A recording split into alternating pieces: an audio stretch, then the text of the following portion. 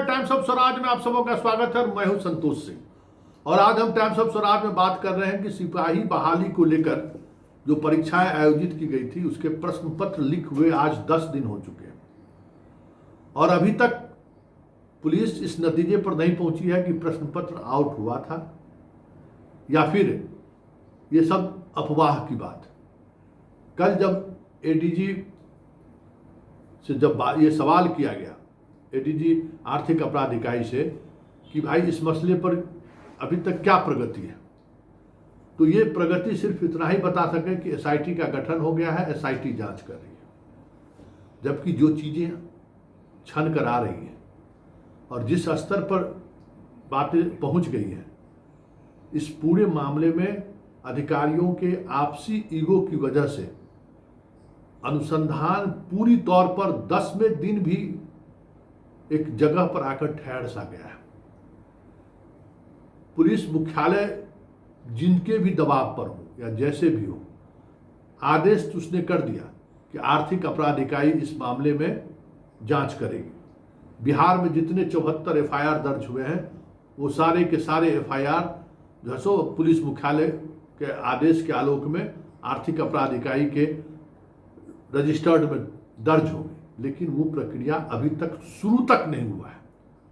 कई जगह की पुलिस आई है यहाँ, लेकिन शुरू तक नहीं हुई, क्योंकि आर्थिक अपराध इकाइयों ने इस केस के उद्भेदन के लिए जिस तरीके की मैन पावर की जरूरत थी, इस मैन पावर को लेकर जो उन्होंने डीजीपी से रिक्वेशन भेजा, डीजीपी से जो पत्राचार किया, उस पर अभी तक डीजीपी कार्यालय कुंडली मारकर बैठा हुआ है।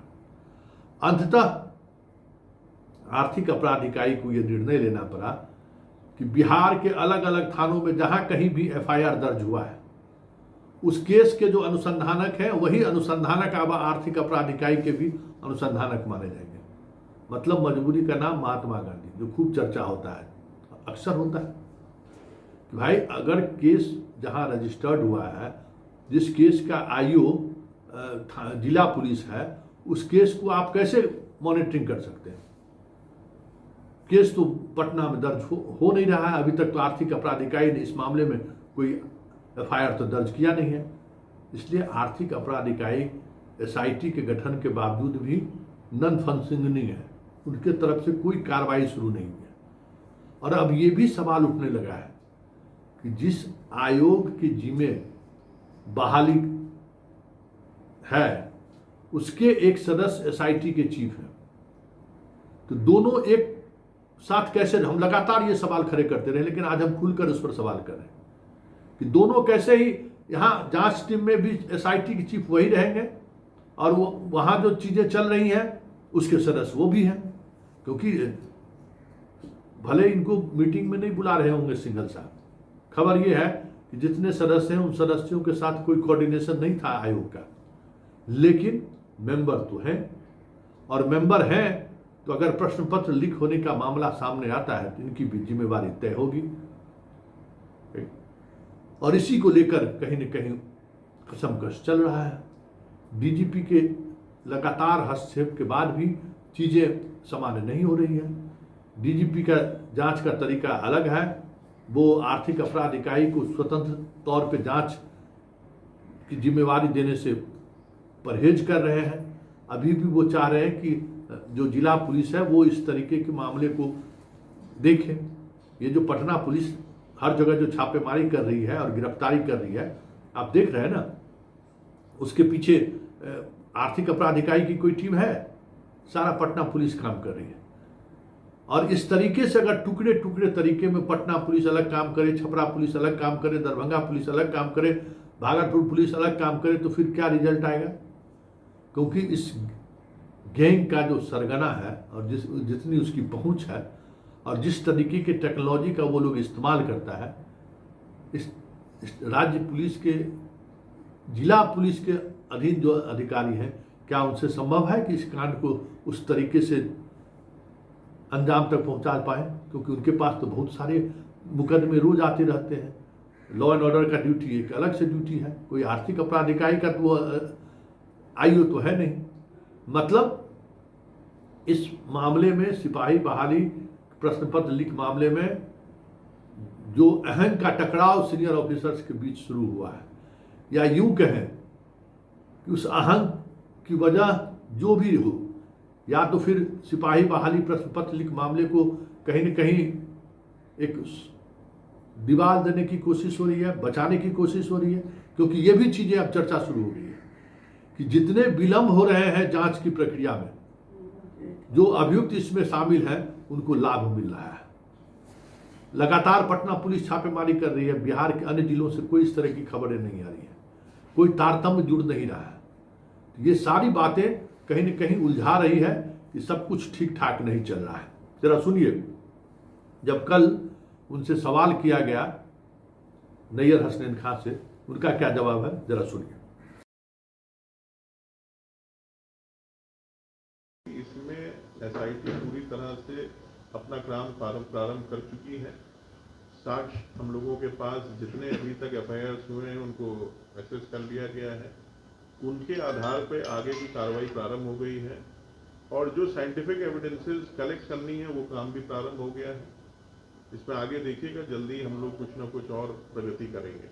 सिपाही भर्ती परीक्षा का जो पेपर लीक हुआ था उसकी अभी जांच चल रही है, और अभी तक जितने लोग गिरफ्तार हुए हैं उनमें जो सेटर गिरफ्तार हुए हैं वो पहले से बिहार पुलिस में सिपाही पद पर नौकरी कर रहे हैं, यानी कि बिहार सरकार में वो नौकरी कर रहे हैं, सरकारी नौकरी कर रहे हैं। और ये भी बात सामने आई है कि वो सिपाही खुद सेटिंग से सिपाही बना था। पिछली बहालियों में सिपाही भर्ती जो पहले हुई थी उनमें वो सेटिंग कराकर सिपाही बना और फिर वो सेटर भी बन गया। और अभी 15 से अधिक सिपाहियों पर कड़ी नजर है, 15 से अधिक सिपाही संदेह के घेरे में हैं जिन पर जांच हो रही है। और हो सकता है ये संख्या जब जांच आगे बढ़े तो 50, 100, 200 भी पार हो जाए तो आश्चर्य नहीं होना चाहिए, क्योंकि ये खेल बिहार में लंबे समय से चला आ रहा है। इससे 1.5 साल पहले आप 67वें बीपीएससी पेपर लीक को देख लीजिए, उसमें भी कई ऐसे लोग गिरफ्तार हुए थे जो पहले से नौकरी कर रहे थे, सरकारी नौकरी कर रहे थे। हम 2019-20 से सरकार से ये मांग कर रहे हैं कि बिहार में पेपर लीक को रोकिए, धांधली सेटिंग को रोकिए, और पेपर लीक में संलिप्त लोगों को कठोर से कठोर कानूनी सजा दीजिए, कानूनी कार्रवाई कीजिए। 2446 दरोगा बहाली में पेपर लीक हुआ था पीटी में, उसकी भी हम जांच की मांग कर रहे थे। 1717 दरोगा बहाली, उसका भी पेपर लीक हुआ था। अगर उस समय सरकार निष्पक्षता के साथ जांच करवाई होती तो आज ये नौबत नहीं आती। जो शिक्षा माफियाओं का गिरोह बिहार के 2-3 जिलों में ही था, आज बिहार के सभी जिलों में फैल चुका है।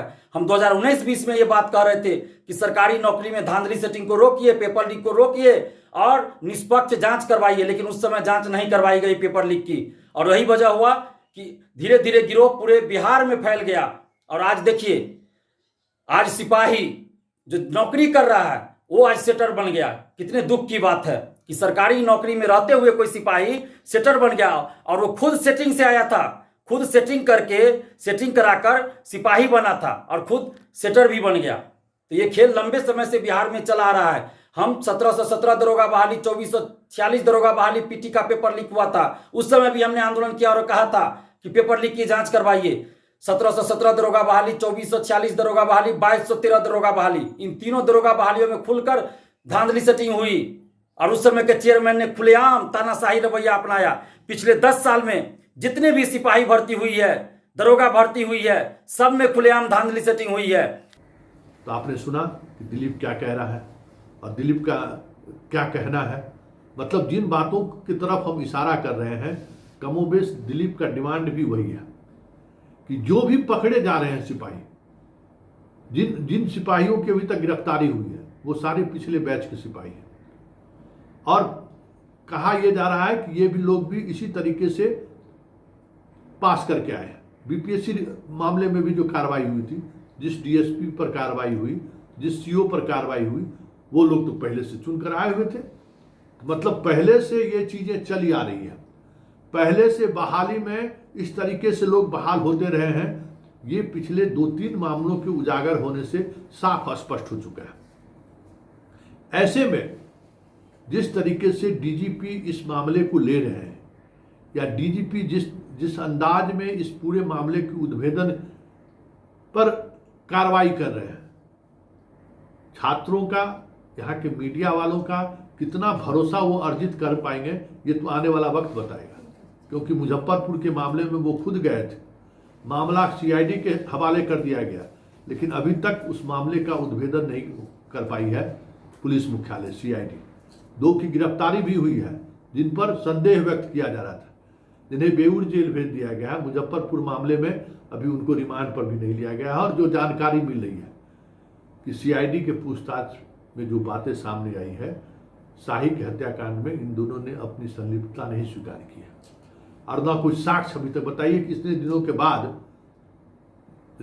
के बाद इस मामले में ना आर्म्स बरामद हुआ है, जिस गाड़ी का इस्तेमाल अपराधियों ने किया था न वो गाड़ी बरामद हुआ है, बस सिर्फ मंटू शर्मा और गोविंदा की गिरफ्तारी हुई। जो नेम्ड एक्यूज जिन लोगों को नेम्ड एक्यूज बनाया गया है उसमें अधिकांश की गिरफ्तारी कर CID ठंडे बस्ते में मामले को डाल दिया है।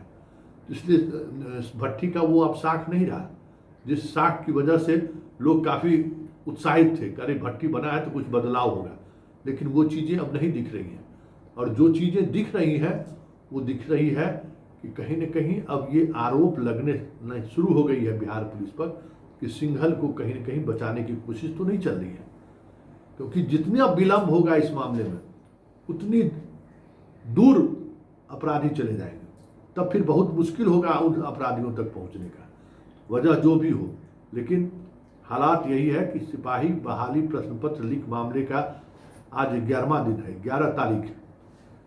रिजल्ट 0/0 है और जो पकड़े भी गए हैं वो राज्य के अलग अलग जिलों के पुलिस वालों ने पकड़ा है। और जो पकड़े गए हैं वो या तो स्टूडेंट है या फिर स्टूडेंट के मोबाइल फ़ोन पर जिसने प्रश्न पत्र का उत्तर भेजा है वैसे लोग हैं, जिसमें अधिकांश सिपाही हैं।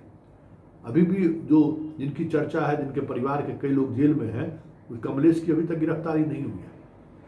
लेकिन सारे अभियान पर अगर गौर करेंगे तो देखेंगे कि आर्थिक अपराध इकाई इस पूरे मामले में चुप्पी साधे हुए हैं।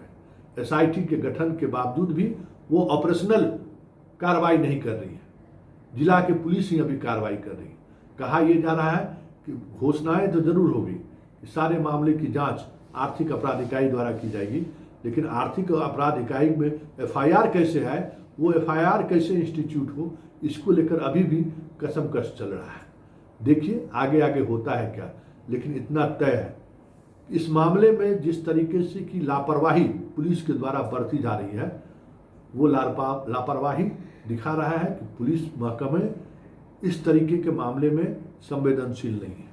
ये प्रश्न पत्र लीक मामले में बड़ी कार्रवाई हो, उन लोगों तक पहुंचा जा सके जो इस खेल में शामिल है, उसको लेकर कहीं न कहीं पुलिस का रवैया दिख रहा है कि वो बड़े अपराधियों से आंख मिलाने से बचना चाह रही है।